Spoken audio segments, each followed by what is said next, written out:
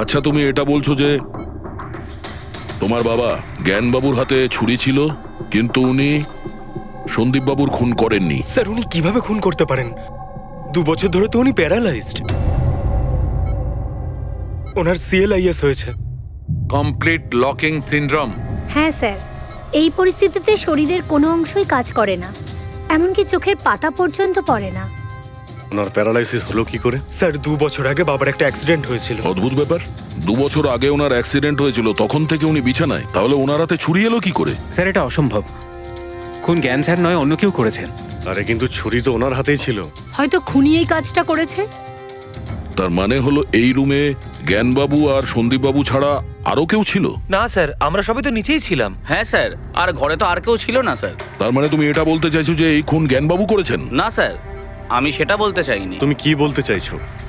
সন্দীপ তাহলে নিজেকেই ছুরি মেরেছে, আর মারা যাওয়ার আগে ছুরিটা ওনার হাতে ধরিয়ে দিয়ে যায়? হ্যাঁ, আবার এমন নয় তো যে জ্ঞানবাবুর কোনো শরীর খারাপই নয়, শুধু অ্যাক্টিং করছেন।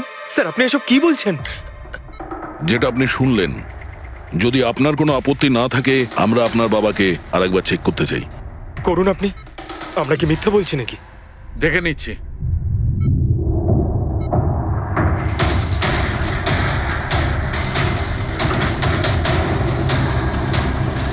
এনার তো পায়ের মাংসপেশিগুলো টোটাল অ্যাট্রোফিক হয়ে গেছে। তার মানে মানে এক কথায় বলতে পারো যে পায়ের মাংসপেশিগুলো একদম ওই শিথিল হয়ে গেছে। উনি যদি চানও তাহলে 1 ইঞ্চিও এই খাট থেকে নড়তে পারবেন না। স্যার এবার তো আপনাদের বিশ্বাস হয়েছে তাই না, যে আমার বাবা নাটক করছে না? এটা তো একদম শিওর যে ওই সময় তৃতীয় কেউ ছিল এখানে। আচ্ছা, এই উনি আবার জানালা দিয়ে আসেনি তো?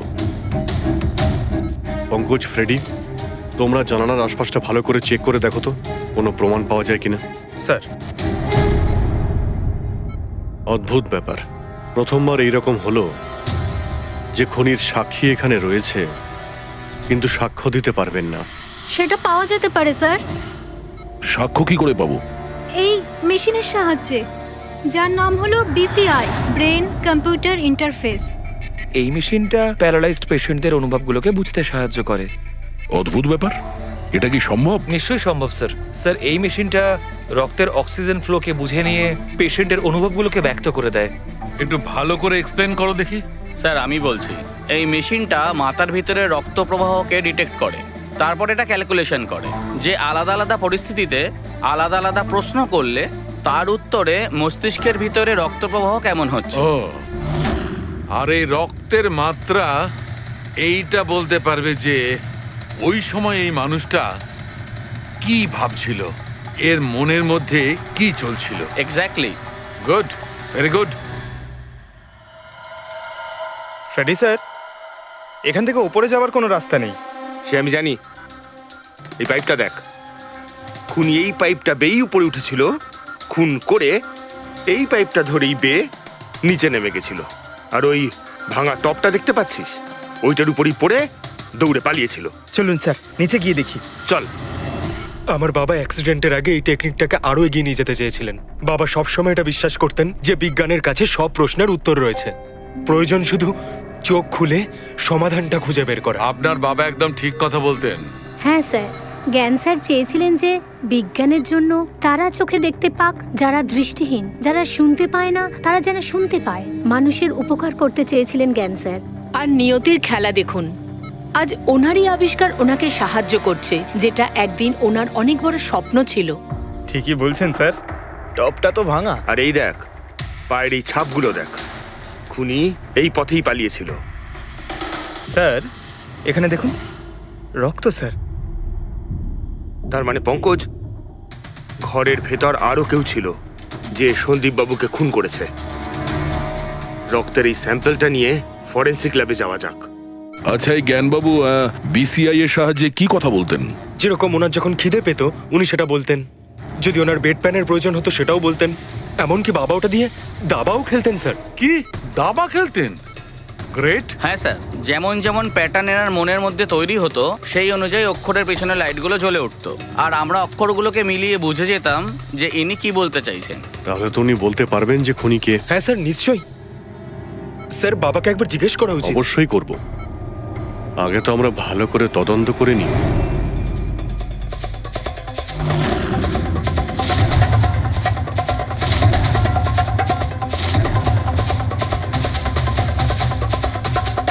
সারিকা, ছুরির মধ্যে কিছু পেলে?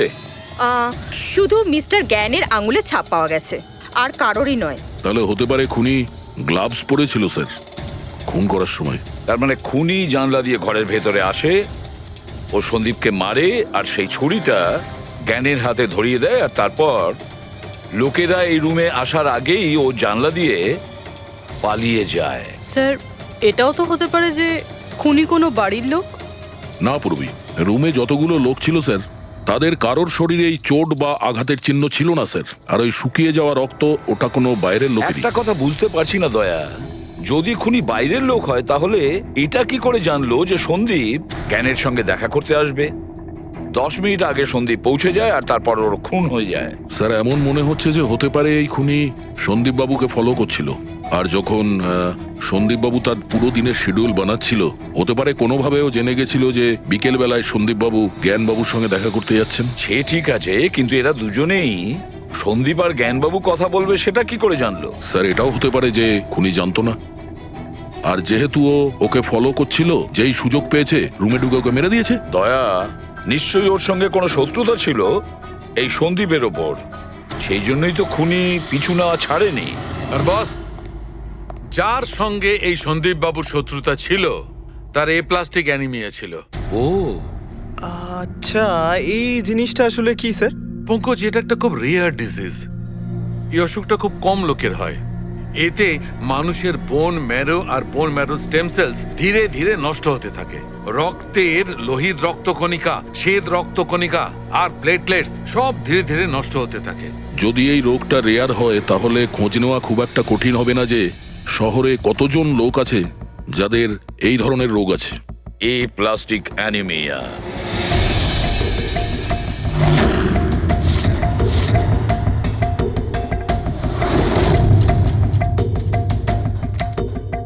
হ্যাঁ দা, কিছু পেলে?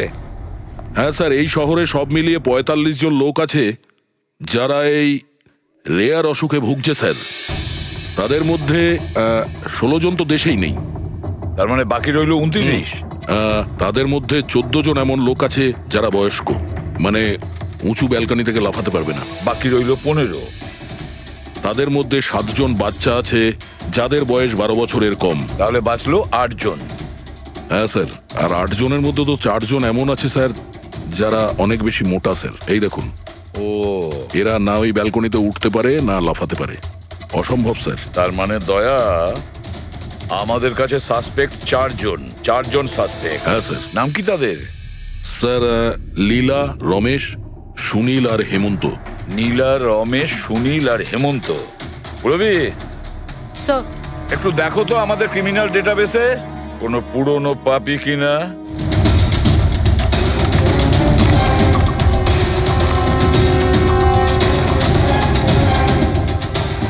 পেয়ে গেছি, রমেশ। চুরি, ছিনতাই, তাছাড়া লোকেদের মেরেওছে। থাকে কোথায় সে? সরোজনগর চল। নিয়ে এসে একে।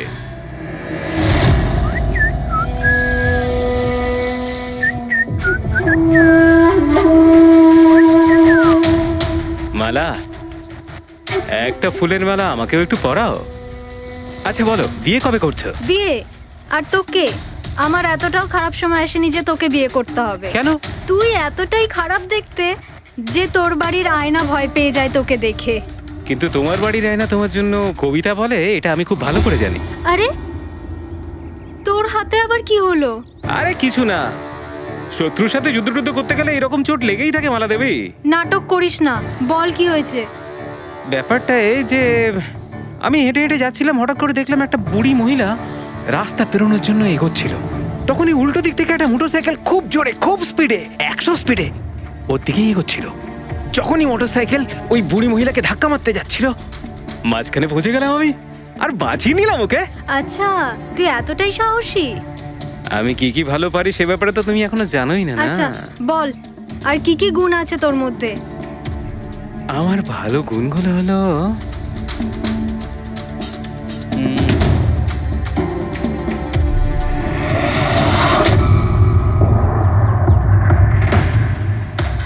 কি হলো? তোর মুখটা ভয়ে এভাবে ফ্যাকাশে হয়ে গেল? মালা মালা আমাকে একটু একটু একটু লুকোতে দে। আরে কি মালা লুকোতে দে। করছিস? লুকোচ্ছিস কেন? আরে মালা আরে কেন বেবে লুকোচ্ছিস তুই? এটা কি করে দিলি তুই? আমার সব ফুল নষ্ট করে দিলি। স্যার এ তো সেই।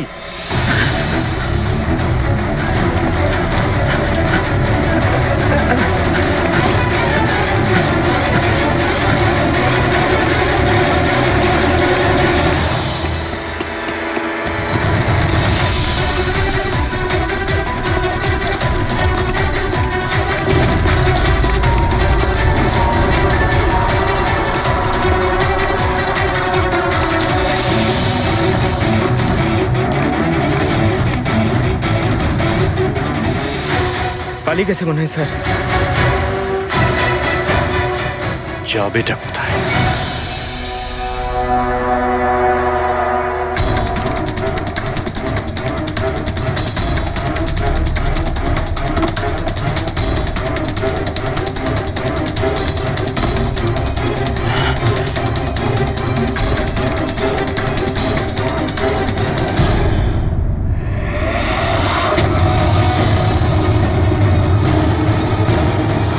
আয় আয় আয়, তোরই বাড়ি এটা। দৌড়াচ্ছিস কোথায়? হ্যাঁ, সিআইডি থেকে পালানো তো সহজ নয়। আমার একটা গুণ আছে, যখন আমি রেগে যাই তখন অপরাধীর খারাপ সময় শুরু হয়ে যায়। এর তো খারাপ টাইম শুরু হয়ে গেছে স্যার। এসব কোথা থেকে নিয়ে এসেছিস? হ্যাঁ,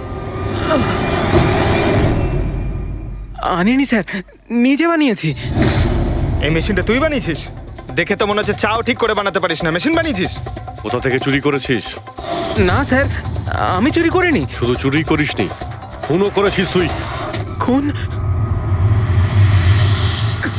কার sir? D117 MG road, Sundarnagar. এখানে গেছিলি তো তুই? তোর হাতে আঘাত লেগেছে না? তোর এই রক্ত আমরা ওখানে পেয়েছি। আমার ছিল না স্যার। তোরই ছিল। তুই যে হসপিটালে ট্রিটমেন্ট করিয়েছিলি সেখানেই ম্যাচ করে গেছে। মাঝার কোনো রাস্তা নেই? না, সোজা ফাঁসি। চুরির জন্য ফাঁসি দিয়ে দেবে? চুরি নয়, খুন। সন্দীপের খুন। না স্যার, আমি কোনো খুনই করিনি। আমি তো শুধু ওখানে চুরি করতে গেছিলাম। তুই একে খুন করিসনি? হে ভগবান, কি বিপদে পড়লাম। মায়ের দিব্যে বলছি স্যার, আমি কোনো খুন করিনি। আমি তো খবর পেয়েছিলাম যে ওখানে একটা লোক থাকে যার প্যারালাইসিস হয়ে গেছে। চুরি কোথায় করতে হবে সেটা ভালো করে জেনে নিয়ে আমি ওখানে শুধু চুরি করতে গেছিলাম। আমি ওখানে শুধু এই কারণেই গেছিলাম। আমি তোকে চিনিও না, কেন মারবো? কারণ সন্দীপ তোকে চুরি করার সময় দেখে ফেলে, তাই একটা অপরাধ লুকোতে গিয়ে আরেকটা করে ফেলেছিস। হ্যাঁ, এই কথাটা সত্যি স্যার যে আমি ওখানে গেছিলাম। আর সন্দীপ আমাকে দেখে চিৎকারও করেছিল। ওর চিৎকার শুনে আমি ভয় পেয়ে গিয়ে পালিয়ে এসেছিলাম। তাহলে তোর লাগলো কি করে? এটা যখন সন্দীপ চিৎকার করলো তখনই লাইট চলে গেছিল, আর অন্ধকারে আমি নিচে লাফালাম। ওই লাফাতে গিয়ে চোট লেগে গেছে। ওই রুমের মধ্যে তুই ছাড়া সেই সময় আর কেউ ছিল না। তুই খুন না করলে কে খুন করবে? না স্যার, আমি ছাড়া অন্য কেউ ছিল ওখানে। কে?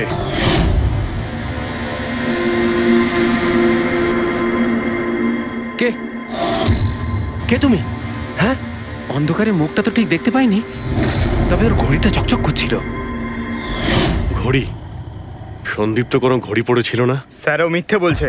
কোনো মানুষ ছিল না, কোনো ঘড়ি ছিল না। কেউ ছিল কি ছিল না তার উত্তর তো ওই দিতে পারবে। জ্ঞান, উনি আজ কেমন আছেন? স্যার আগের থেকে বেটার, কিন্তু আজকে কিছু জিজ্ঞাসা করতে চান ওনাকে? শুরু করি। শিওর স্যার, কিন্তু আপনারা যা জিজ্ঞেস করতে চান একটু স্লোলি জিজ্ঞাসা করবেন স্যার, যাতে উনি আপনাদের এক একটা শব্দ বুঝতে পারেন স্যার। হ্যাঁ, জ্ঞানবাবু, এ রমেশ, এ একজন চোর। যে রাতে সন্দীপ বাবুর খুন হয়েছিল ও এখানে চুরি করতে এসেছিল।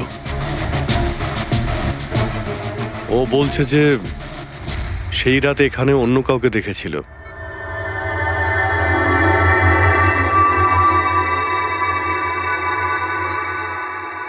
রমেশ, ওই রাত্রে তুমি যেখানে দাঁড়িয়েছিলে সেখানে গিয়ে দাঁড়িয়েও। হ্যাঁ স্যার, স্যার আমি এই দিক দিয়ে ঢুকেছিলাম আর এখানে এলাম, আর তারপর আমি এদিকে দেখলাম, আর যখনই আমি এখানে পৌঁছালাম দেখলাম সন্দীপ ওখানে দাঁড়িয়ে আছে। আমি ভয় পেয়ে পেছন দিকে ঘুরলাম আর তখনই কারেন্ট চলে গেল। এখানে দাঁড়িয়েছিলে মানে উনি নিশ্চয়ই তোমাকে দেখেছেন। আচ্ছা, ও কি এখানে ছিল?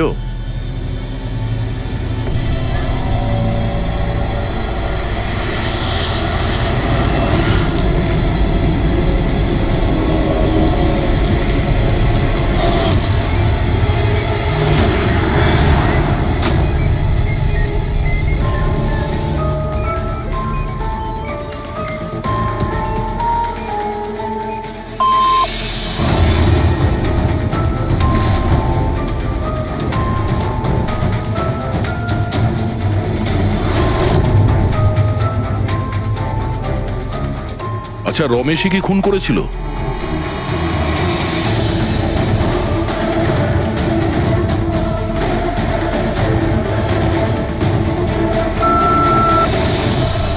নো নো স্যার, নো মানে না স্যার, আমি বলেছিলাম না আমি মারিনি স্যার। হ্যাঁ ঠিক আছে, তুমি এদিকে দাঁড়াও। আচ্ছা আচ্ছা, আপনি এটা বলুন, আপনি কি খুনিকে দেখেছেন? আপনি চেনেন খুনিকে?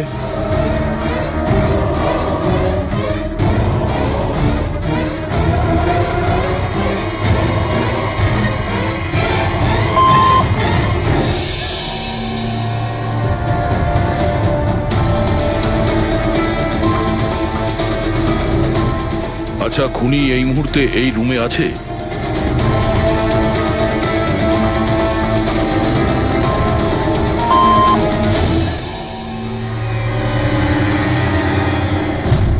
তার মানে খুনি আমাদের মধ্যে কেউ একজন।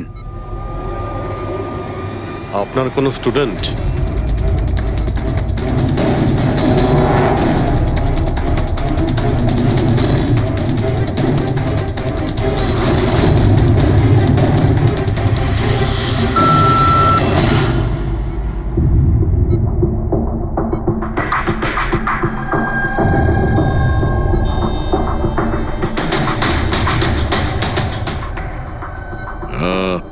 নার্স কিংবা ওয়ার্ড বয়? এসবের মধ্যে আপনারা আমাকে কেন টানছেন? আপনি যদি কিছু করেই না থাকেন, আপনি ভয় পাচ্ছেন কেন?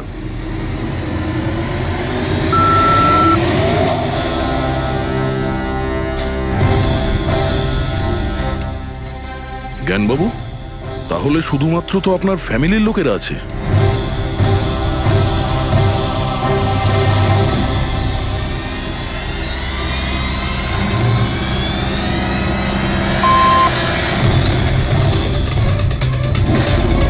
বাবা, তুমি এসব কি বলছো? হ্যালো, রিল্যাক্স, ওখানে দাঁড়িয়ে থাকো। যাও, ওখানে দাঁড়িয়ে থাকো। আচ্ছা, এটা বলুন, আপনার ছেলেই কি খুনি?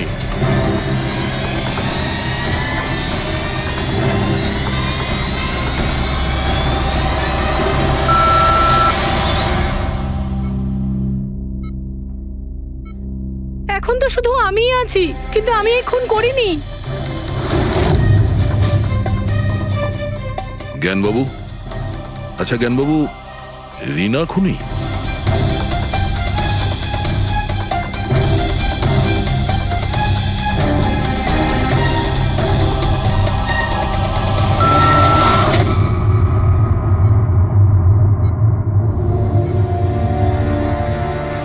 আপনি আমাদের বললেন যে আপনার পরিবারেরই কেউ খুনি, তাহলে সে কে?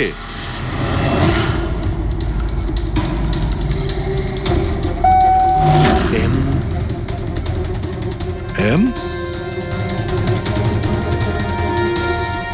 আপনাদের মধ্যে কার নাম এম থেকে শুরু হয়?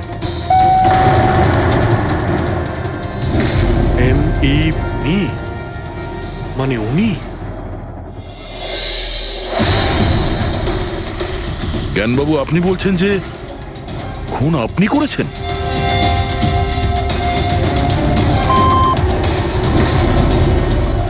বুঝতে পারছি না ইনি কেন আমাদের সঙ্গে এরকম খেলা খেলছেন। কালকের কাগজে হয়তো আসবে যে সিআইডি নাকি খুনের অপরাধে এমন লোককে অ্যারেস্ট করেছে যে নাকি প্যারালাইসিস হয়ে পড়ে আছে 2 বছর ধরে। খুনি নিশ্চয়ই জ্ঞানবাবুর আশেপাশের কেউ। উনি ওকে বাঁচানোর চেষ্টা করছেন, জানি না কেন। সমস্ত অভিযোগ উনি নিজের মাথায় নিচ্ছেন। যদি সে আপন কেউ হয় তাহলে সেই ছুরি ওনার হাতে কেন দিতে যাবে? অন্য কারোর হাতে দিত, যাকে সহজেই বিশ্বাস করা যেত। আর কারোর ওপর যদি দোষ চাপানোরই হয়, তাহলে জ্ঞানবাবু ওকে বাঁচাচ্ছেন কেন, যখন এই সন্দীপবাবু ওনার খুব ভালো বন্ধু, ভাইয়ের থেকে। এটাই তো, সব থেকে বড় বন্ধু, ভাইয়ের থেকেও বড় বন্ধু। কিছু তো একটা গোলমাল আছে। এ কি সত্যিই বন্ধু নাকি শত্রু? জ্ঞানবাবুর ছেলে বলছিল সন্দীপবাবু ওনাকে 2 বছর ধরে টাকা পাঠাচ্ছিল, ওনার অসুখের সময় ওনার পাশে ছিল। তার উপরে স্যার, ঘটনার দিন সন্দীপ 25 লাখের চেক নিয়ে এসেছিল। ওনার ফ্যামিলি মেম্বার তো এটাই ভাববে যেটা দেখানো হয়েছে। আর সব সময় পর্দার পিছনের খেলাটা অন্য কিছু হয়ে থাকে, অন্য রকম হয়ে থাকে। কিন্তু স্যার, পর্দার আড়ালের সত্যিটা তো শুধুমাত্র জ্ঞানবাবুই জানেন, আর উনি তো সত্যি কথা বলছেনই না। জ্ঞানবাবু সত্যি কথা বলছেন না তো কি হয়েছে বস? ওর মস্তিষ্ক তো সত্যি কথা বলবে। আমার জ্ঞানবাবুর মস্তিষ্ক চাই। জ্ঞানবাবুর মস্তিষ্কটা এনে দাও, তারপর দেখবে তুড়ি মেরে খুনির কাছে পৌঁছে যাবো। ডক্টর সালুকে, এটা কি ধরনের ডিমান্ড করলেন আপনি? কারোর মস্তিষ্ক কি করে নিয়ে আসা সম্ভব? কেন হবে না ফেডরিক? এই কেসে ওনার মস্তিষ্ক তো ওকে এনে দিতেই পারি আমরা। কেননা গত 2 বছরে ওনার মস্তিষ্কে যা কিছু ঘটেছে সব বিসিআই মেশিনে রেকর্ড হয়েছে। এক্স্যাক্টলি বস। আর এই মেশিনে আমাদের বলবে যে জ্ঞানবাবুর সঙ্গে ওর কি আর কেমন সম্পর্ক ছিল। হ্যাঁ ফেডরিক, সব ডেটাগুলো নিয়ে এসো বিসিআই মেশিনের। আর দয়া স্যার, রমেশকে ওনাদের বাড়িতে নিয়ে যাও, আর ওখানে যে কয়জন লোক ছিল সবার ঘড়ি চেক করাও।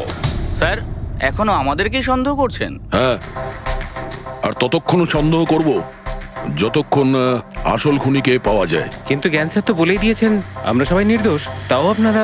হতে পারে উনি মিথ্যে কথা বলছেন তোমাদের মধ্যে কাউকে বাঁচানোর জন্য। তাহলে আপনারা আসল খুনিকে কিভাবে খুঁজবেন? সিআইডি এই দায়িত্ব আমাকে দিয়েছে, কেননা সেই রাতে আমি খুনির ঘড়িটা দেখতে পেয়েছিলাম।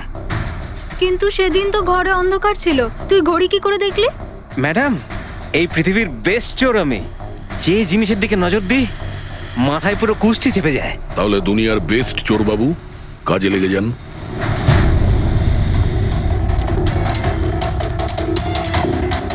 সস্তা, টেকসই, সুন্দর, 11,000 টাকা। না, এ নয়।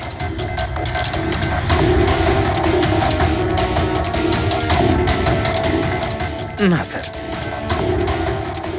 আপনি একটু হাতটা দেখাবেন? এও নয়, এটা তো একেবারে বেকার। ও হ্যালো, বেকার এটা? 2 লাখ টাকা দাম। আরে ম্যাডাম, 2 লাখের ঘড়ির কপি, এটা ডুপ্লিকেট মাল। চোর বাজারে এর গুদাম আছে, 1500 টাকাতে আনিয়ে দেবো। হাতটা দেখি। হাত কেন কাঁপছে আপনার সকাল সকাল? না স্যার, এও নয়। স্যার, অ্যাকচুয়ালি আমার নিউরোলজিক্যাল প্রবলেম রয়েছে। ছোটবেলা থেকেই আমার হাত কাঁপে, আমি কোনো কিছু ভালোভাবে ধরতে পারি না। পঙ্কজ, একটু ওই পেনটা দাও ওকে।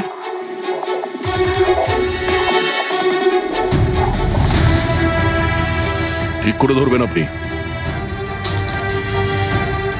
এ তো পেনটাও ধরতে পারছে না। স্যার, অ্যাকচুয়ালি জ্ঞান স্যার আমার এই প্রবলেমটাই সলভ করতে চেয়েছিলেন। উনি এর সাথে রিলেটেড রিসার্চও করছিলেন, কিন্তু হয়তো ভাগ্যের সম্মতি ছিল না এতে। আর জ্ঞান স্যারের গাড়ির অ্যাক্সিডেন্ট হয়ে গেল। ভরসা রাখো, এর কোনো না কোনো চিকিৎসা তো হয়েই যাবে। তুমি দেখো বাকিদের ঘড়িগুলো। না স্যার, এদের মধ্যে কারোর ঘড়িই নয়। কারোর কাছেই নেই? হতে পারে খুনির কাছে একের থেকে বেশি ঘড়ি আছে। ওই দিন ও যে ঘড়িটা পড়েছিল আজ ওটা পড়েনি। হায় ভগবান, আপনি এখনো সন্দেহ করছেন? পঙ্কজ, এই রমেশকে নিয়ে যাও। পৃথিবীতে যত ঘড়ি আছে, যত মডেলের রয়েছে, সবগুলো দেখাও ওকে। স্যার, যত ঘড়ি আছে, যত মডেল আছে, সব? তবেই তো জানা যাবে খুনি কোন মডেলের ঘড়ি পড়েছিল। এক মিনিট, একটু এদিকে আয়, এদিকে আয়।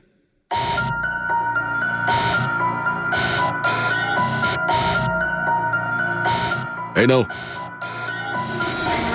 নিজের মানিব্যাগ সাবধানে রাখবেন যখন এই লোকটার সাথে আছে। হ্যাঁ, বলেছিলাম না পৃথিবীর বেস্ট চোর আমি।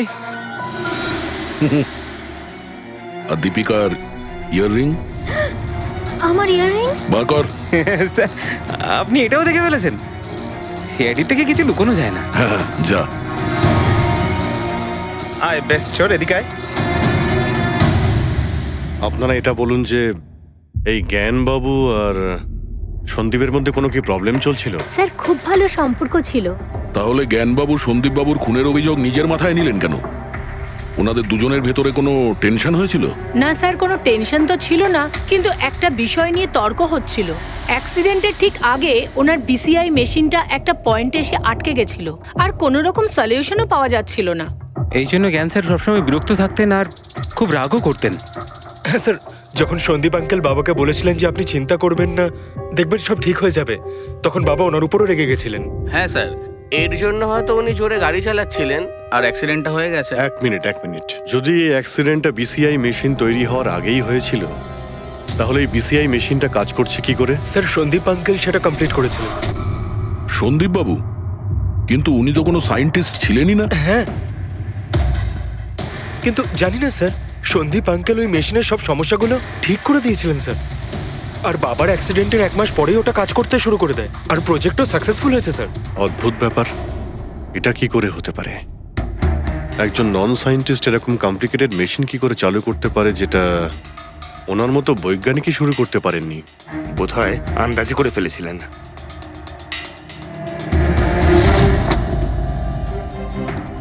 মাই গড, গত 2 বছরে এত ডেটা বেরিয়েছে ওনার একার? হ্যাঁ বস, আর এই পেপারগুলোর প্রত্যেকটা জায়গা খুঁটিয়ে খুঁটিয়ে ভালো করে দেখতে হবে যে সত্যিটা কি ছিল যেটা জ্ঞানবাবু আমাদের থেকে লুকোতে চাইছেন। এক একটা শব্দ, এক একটা অক্ষর জুড়ে তার প্যাটার্ন বানিয়ে দেখতে হবে। চলে এসো, সবাই মিলে কাজ করি। সবাই চলে এসো। রেডি?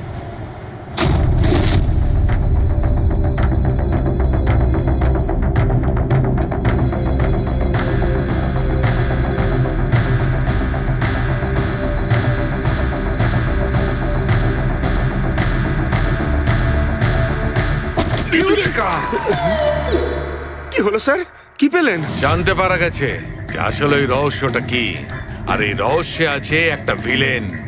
জানতে পেরেছি যে জ্ঞানবাবু কিভাবে একটা একটা অক্ষর জুড়ে এই ঘটনাটাকে ব্যাখ্যা করেছেন।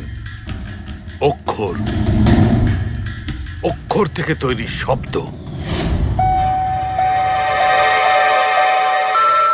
আর শব্দ থেকে তৈরি বাক্য, সেন্টেন্স। না জানি কত সময় লেগেছিল ওনার পুরো ঘটনাটা, পুরো সত্যিটা এভাবে বলার জন্য। হ্যাঁ বস, কম করে 6 মাস।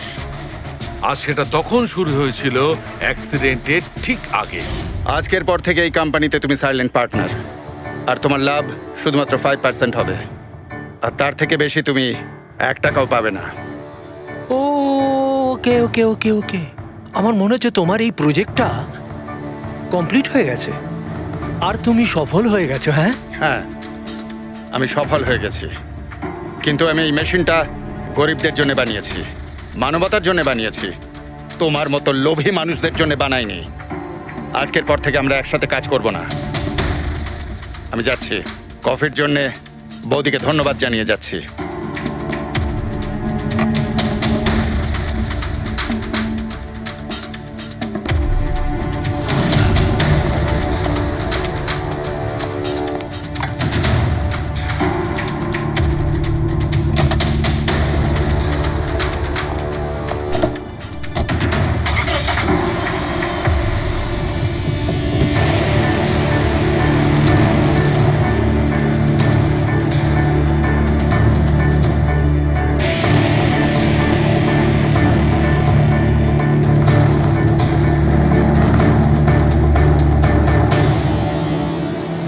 এ কি হলো? হঠাৎ করে গাড়ি ব্রেক ধরছে না কেন? ব্রেক ছুঁয়ে কি হলো?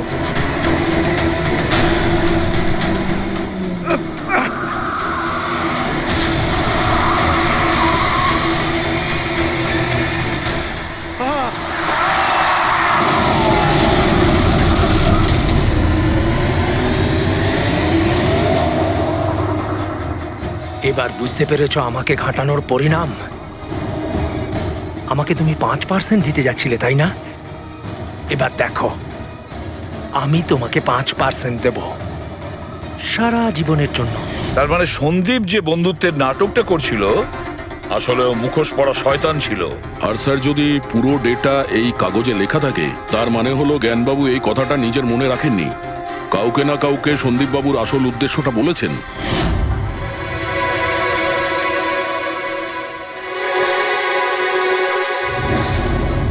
আর উনি এ ব্যাপারে যে বা যাকে সত্যিটা বলেছিলেন সেই হলো অপরাধী, সেই হলো সন্দীপের খুনি।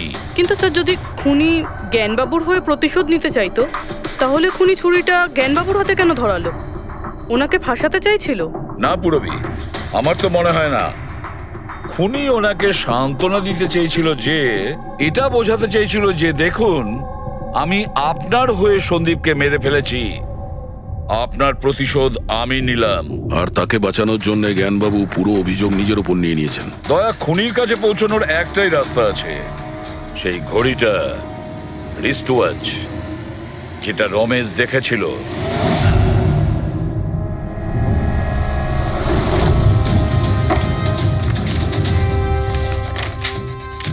আরে ভাই তাড়াতাড়ি কর, এত সময় নেই আমাদের কাছে।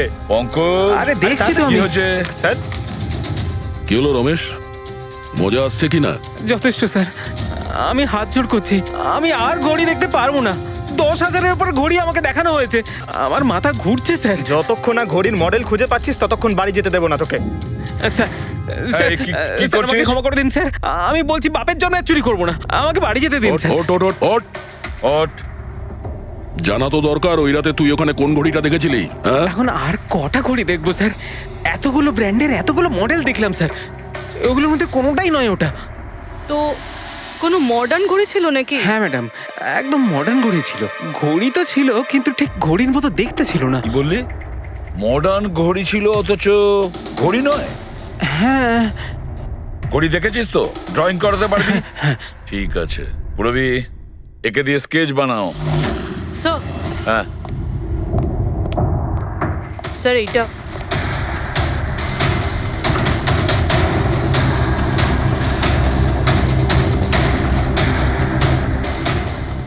মাই গড, কি হলো? 1 মিনিট বস, একদম জ্যাকপট লেগে গেছে। রমেশ, এদিকে এসো, আগে মন দিয়ে দেখো, এই ঘড়িটাই ছিল। এটাই ছিল, একদম এটাই ছিল স্যার। এটা কিরকম ঘড়ি স্যার? চুরি করলে কত পয়সা পাবো? পয়সা নয়, টাকা পাবে, লাখ লাখ টাকা। এত দামি ঘড়ি এটা? ঘড়ি নয়, এটা স্যাটলা বলে একে, স্যাটলা। স্যাটলা? এবার খুনি কে সেটাও আমি বলতে পারি। কে এই খুনি? সে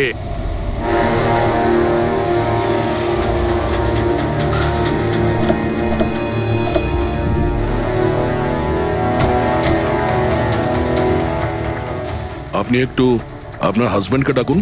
কিন্তু আপনারা কারা? আপনি ডাকুন না ওনাকে, উনি চেনেন আমাদের। সোনু, সোনু একটু বাইরে এসো, কারা দেখা করতে এসেছে?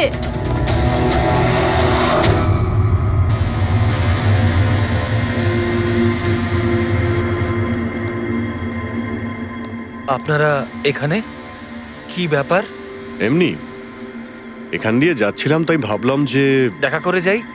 আমি এরকম কথা আগেও শুনেছি। দেখা করে যাই না, তোমাকে গ্রেপ্তার করে নিয়ে যাই। গ্রেপ্তার? কিন্তু কিসের জন্য? আপনার স্বামী সন্দীপকে খুন করেছে। স্যার, আমি আপনাদেরকে বলেছিলাম তো, এই দেখুন, আমি ঠিক করে জলটাই খেতে পারি না, কারোর মার্ডার কি করে করব? খুন তো করেছো, আর তুমি এই হাত দিয়েই করেছো। কোথায় সেই সেটলা ওয়াচ? হ্যাঁ, ঘড়ি কোথায়? স্যার, আপনারা কোন ঘড়ির কথা বলছেন আমি কিচ্ছু জানি না। এক্ষুনি তুমি জানতে পারবে কোন ঘড়ির কথা বলছি। ফ্রেডি, পঙ্কজ, ঘরের তল্লাশি নাও। পঙ্কজ, উপরে যা, আমি বেডরুমটা দেখছি।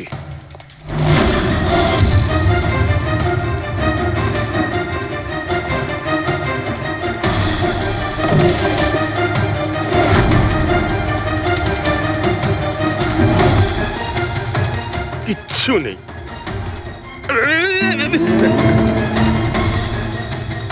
কি ফুটলো? স্যার, স্যার, বালিশটার মধ্যে কিছু একটা আছে। বালিশের ভেতরে?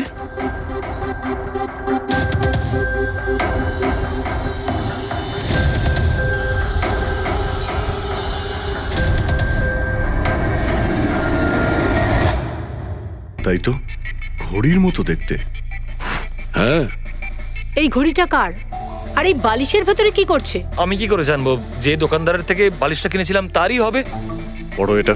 স্যার, আমি কারোর ঘড়ি কেন পড়তে যাবো স্যার? তুমি এটা পড়বে নাকি অ্যারেস্ট করবো আমরা? অভিজিৎ একটা কাজ করি, আগে আগে ঘড়ি পরাই, হাত করা তো নিজের থেকেই লেগে যাবে। হ্যাঁ, নাও ওই ঘড়িটা খোলো। স্যার,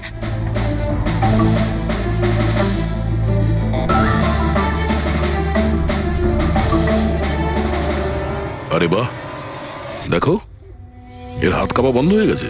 হ্যাঁ, স্যার তো চমৎকার হয়ে গেল, এর হাত কাঁপা থেমে গেল। এটা কোনো চমৎকার নয়, এটা সায়েন্স। এবার দেখো এই ঘড়িটা পরার পরে সোনু কত সহজে খুন করতে পারে।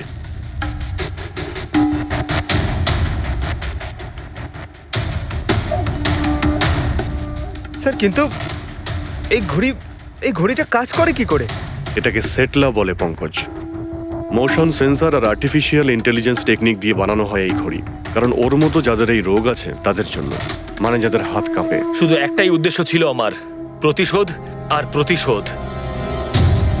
জ্ঞান স্যার আমাকে বিসিআই এর সাহায্যে সবকিছু বলে দিয়েছিলেন। আপনাকে কথা দিচ্ছি স্যার, আপনার শত্রুদের শাস্তি দিলেই আমি একটু শান্তি পাবো।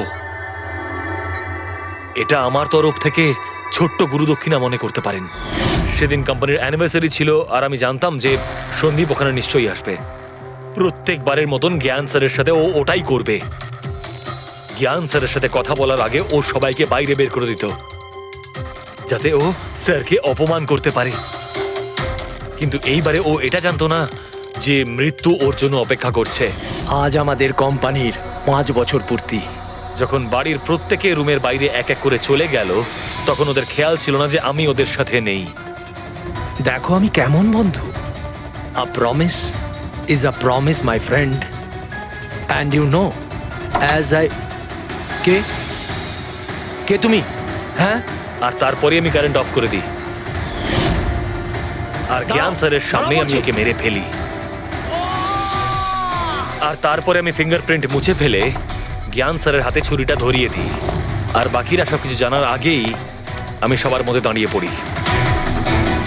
তুমি প্ল্যানটা তো ভালোই করেছিলে, কিন্তু কপালটাই খারাপ। রমেশ ওখানে আসে চুরি করতে, আর ও তোমার এই ঘড়ি দেখে নিয়েছিল।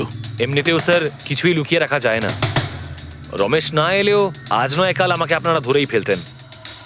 তুমি যখন সবকিছুই বোঝো তাহলে এরকম অপরাধ কেন করলে? জ্ঞান স্যারের ঋণ শোধ করতে। এটা শুধু ঘড়ি নয়, আমার মতো মানুষের কাছে এটা নতুন জীবন, যে জীবনটা জ্ঞান স্যার উপহার দিয়েছিলেন। উনি আমাকে বিশ্বাস করিয়েছিলেন যে বিজ্ঞানের ক্ষেত্রে আমি এগিয়ে যেতে পারি। যেভাবে উনি তোমার সমস্যার সমাধান করেছিলেন, তুমিও সেরকম সমাজের ভালোর জন্য কোনো কাজ করতেই পারতে। কিন্তু তুমি আলোর দিকে যাওয়ার পরিবর্তে অন্ধকারের দিকে চলে গেলে। আর এমন অন্ধকূপে পৌঁছলে যেখানে আসার কোনো আলোই নেই। যদি কিছু থাকে সেটা হলো শুধু ফাঁসির দড়ি।